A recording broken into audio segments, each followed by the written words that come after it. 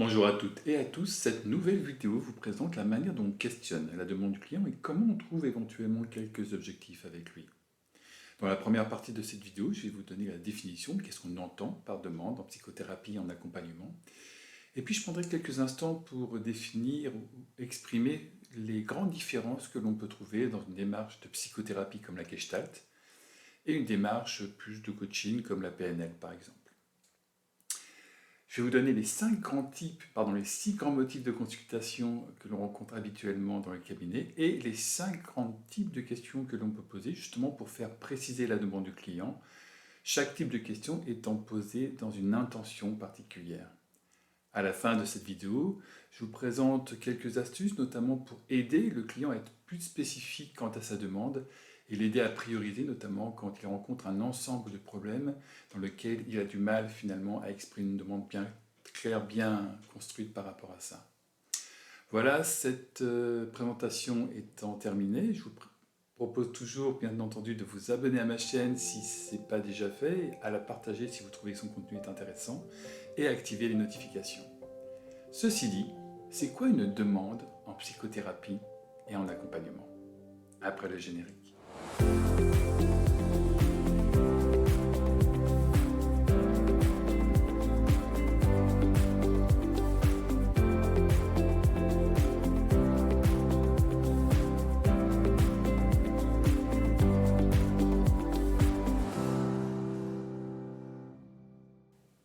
Commençons par cette définition. Qu'est-ce qu'on entend par demande? Je l'ai noté ici. Une demande en thérapie et en accompagnement est l'expression explicite ou implicite de besoins du client pour un changement, un soutien ou une compréhension dans sa vie. La demande client peut être formulée de différentes manières allant d'une problématique spécifique à une quête plus générale de mieux-être personnel. Vous voyez, si la compréhension de la demande client est cruciale pour le thérapeute, il sait qu'elle peut évoluer au fil et à mesure que la personne explore ses pensées, ses émotions et ses expériences, et de l'évolution de son état psycho-émotionnel pendant l'accompagnement thérapeutique. Un objectif, lui, peut être défini comme un résultat spécifique à atteindre par le client avec le soutien du thérapeute au cours du processus thérapeutique. Il est en lien avec une demande et est mesurable quantitativement ou qualitativement. Il est positionné dans le temps, est établi en fonction des besoins, des priorités et de sa faisabilité. Il concerne principalement la zone d'influence première du client. Je vous ai rappelé ici les 3 zones d'influence telles qu'on les définit en Gestalt, avec la zone d'influence première, celle qui concerne la personne, c'est uniquement dans cette zone où elle a tout pouvoir. La zone d'influence partagée qui concerne la relation à l'autre, elle est très systémique, c'est elle que l'on travaille notamment en thérapie de couple, et la zone d'inertie qui concerne le monde et tout ce qui est en lien avec ce que nous ne pouvons pas influencer, le temps, l'univers, les événements sociaux par exemple. Les objectifs en psychothérapie peuvent être de nature variée, allant de la réduction de symptômes spécifiques comme l'anxiété ou la dépression, l'amélioration des relations interpersonnelles ou encore le développement d'une meilleure estime de soi ou d'une meilleure confiance en soi par exemple. Comme pour les demandes, ces objectifs guident le travail thérapeutique et peuvent être adaptés tout au long du processus thérapeutique en fonction des progrès du client et des changements dans sa situation. D'une manière très schématisée, on pourrait représenter le lien entre les besoins du client insuffisamment nourris, la demande exprimée et les objectifs associés par l'intermédiaire de ce schéma. Chaque objectif ayant un timing, une faisabilité qui lui est propre à plus ou moins long terme. Pour autant, même si ce schéma est vrai, il peut induire une forme de confusion. Arrêtons-nous quelques instants sur ce sujet-là. Si on se réfère uniquement à cette représentation, on pourrait induire une forme de confusion entre ce qu'est une démarche de psychothérapie et ce qu'est une démarche de coaching. Or, les deux démarches sont très différentes. En psychothérapie, il n'y a pas forcément de grandes différences entre ce qu'est une demande et ce que sont des objectifs. La psychothérapie est déjà un processus de maturation, de changement intérieur au client. Et s'il y a objectif, c'est notamment pour valider ces changements plutôt que pour les créer. Ce qui est très différent avec le coaching. D'une certaine manière, on pourrait dire que la psychothérapie parle d'un changement de savoir-être pour créer du savoir-faire différent, Et en coaching, on va plutôt faire l'inverse, on va créer un changement de savoir-faire pour créer un savoir-être différent. Quand un nouveau client vient nous rencontrer, dans la grande majorité des cas, il consulte pour l'un des thèmes suivants. Premier thème, changer une situation. Là, nous sommes plutôt dans le champ des événements de la vie. Un licenciement, l'arrivée d'un enfant, le passage à la retraite, la maladie. On travaille beaucoup ce thème en psychothérapie qui touche tous les enjeux de développement. L'estime de soi, l'amour de soi, la sexualité, la spiritualité aussi. Le deuxième thème, embrasser un événement du passé. Dans ce type d'accompagnement, on va parler de deuil, de perte de croyance aussi. Il rejoint le thème précédent en ce sens que tout changement de situation dans la vie peut s'accompagner d'une forme de deuil, celui de la situation passée. La démarche thérapeutique vise plus particulièrement ici à explorer l'événement douloureux, de mettre des mots sur les émotions, sur ce qui se passe pour le client vis-à-vis de cet événement. Mais la stratégie thérapeutique va aller bien au-delà. L'idée sera d'aider le client, dans la mesure du possible bien sûr, à accepter et transcender cet événement dans quelque chose de créatif pour lui. Je reviendrai dans une prochaine vidéo au sujet du deuil car il y a beaucoup de choses à dire sur ce sujet-là.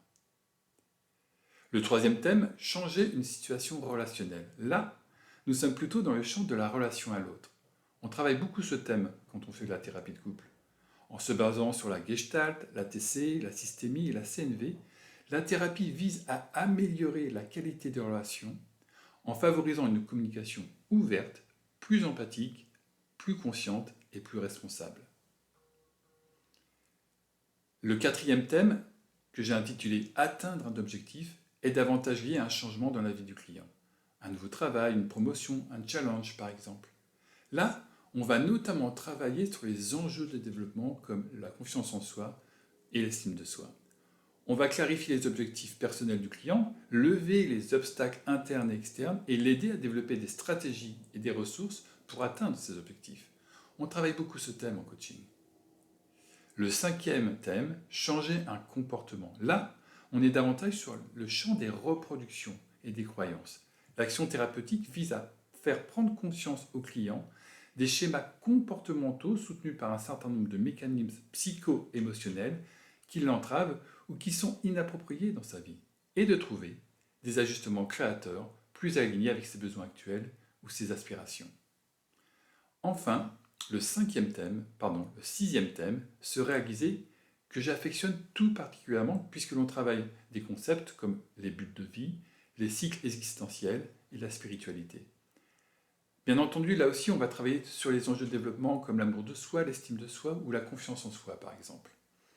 Les demandes sont un peu moins nombreuses pour ce thème-là et en revanche, il est très régulièrement abordé à un moment donné de l'accompagnement thérapeutique. Mais ça tient peut-être davantage à ma propre couleur. Vous voyez, ce qui est intéressant à noter, c'est qu'en début de parcours, le client n'a pas nécessairement une bonne idée de sa demande et des changements qu'il pourrait être opérés dans sa vie, tant ces difficultés sont parfois nombreuses et variées. De plus, il peut y avoir des peurs, des blocages, des croyances qui l'entravent et l'empêchent d'exprimer clairement sa demande. Il peut souffrir, être en incapacité de nommer clairement ce qu'il veut par rapport à ça. Les clients qui sont davantage dans le registre de la victimisation verront les changements plutôt à partir des autres et seront plus passifs à leurs propres changements. Enfin, d'autres encore seront plus enclins à énoncer une demande par une expression négative, je souhaite être moins en colère dans ma vie ou je souhaite quitter mon travail, plutôt que positive, je souhaite être plus apaisé dans ma vie ou je souhaite œuvrer dans tel ou tel domaine professionnel. C'est donc au thérapeute de l'aider en la matière sans précipiter les choses. En psychothérapie, il y a vraiment une question de respect du rythme du client. Alors, voici une liste de questions que vous pouvez utiliser. Nous allons les regarder plus en détail ensemble. Qu'est-ce que vous voulez par rapport à cette situation, par rapport à cette relation? Quelles sont vos aspirations?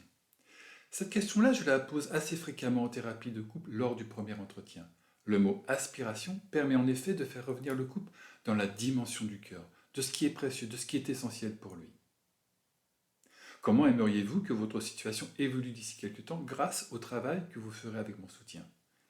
En mentionnant « avec mon soutien », nous amenons la dimension de la relation thérapeutique comme ressource au changement du client et ça crée l'idée que c'est possible. Comme dit précédemment cependant, attention à ce que ces changements soient nommés à partir de sa zone première d'influence. Sinon, un recadrage sera nécessaire. Troisième type de question, imaginez que nous sommes dans 3 mois, quel changement personnel souhaitez-vous vivre et qui vous fait dire « le temps que j'ai passé avec Laurent a eu un véritable impact dans ma vie ». C'est la même idée, mais la question est posée différemment. Elle est inversée dans le temps. Elle est au présent et la référence à la thérapie est au passé. Elle permet de mettre le client en situation d'imaginer sa vie quand les changements sont effectifs, tout en le soustrayant à la préoccupation de savoir comment il y est arrivé. Ce type de question est typique de l'hypnose et de la PNL et peut vraiment apporter des choses si le client se prête au jeu et donc s'il n'est pas trop dans la victimisation. L'autre question, parmi tous les problèmes que vous venez d'évoquer, qu'est-ce qui serait en premier vraiment nécessaire de faire évoluer? Cette question est davantage à poser quand le client arrive avec un wagon de problèmes différents et qu'il vous apparaît nécessaire de les prioriser. Ce n'est pas nécessairement le problème le plus impactant qui doit être traité en premier. En accompagnement, on sait que la politique des petits pas est importante. Enfin, la dernière question que j'utilise par sa simplicité et le type de réponse qu'elle peut amener, comment puis-je vous aider tout simplement? Pour terminer, je vous donne quelques astuces. Dans vos questions, vous pouvez ajouter des termes comme en quelques mots, en synthèse, pour recadrer le client s'il part tous azimuts ou s'il blablate par exemple. Ou exprimez vos questions avec des termes comme précisément, vraiment, pour inviter davantage le client à être plus spécifique dans sa demande ou évoquer le problème qui le touche le plus parmi tout ce qu'il vient d'exposer. Il y a aussi des termes comme là maintenant pour orienter le client vers la double idée que le changement c'est maintenant dans le cadre du cabinet et qu'il est non conditionné par l'évolution de l'environnement extérieur. Par exemple, parmi tous les problèmes que vous venez d'évoquer, qu'est-ce qui serait en premier nécessaire de faire évoluer là, maintenant? Voilà, cette vidéo sur la demande est maintenant terminée. J'espère qu'elle vous aura donné du contenu utile. D'ailleurs, n'hésitez pas à laisser des commentaires, qu'ils soient positifs ou négatifs du moment qu'ils restent courtois. Moi, ça peut être autant de matière que je peux prendre pour m'améliorer. La prochaine vidéo portera sur les croyances. Le monde des croyances est partout dans le cabinet, pour chaque entretien et pour chaque client. Donc c'est intéressant d'aller regarder ce thème de plus près. En attendant cette vidéo, je vous souhaite une bonne pratique, prenez soin de vous et je vous dis à très bientôt. Au revoir.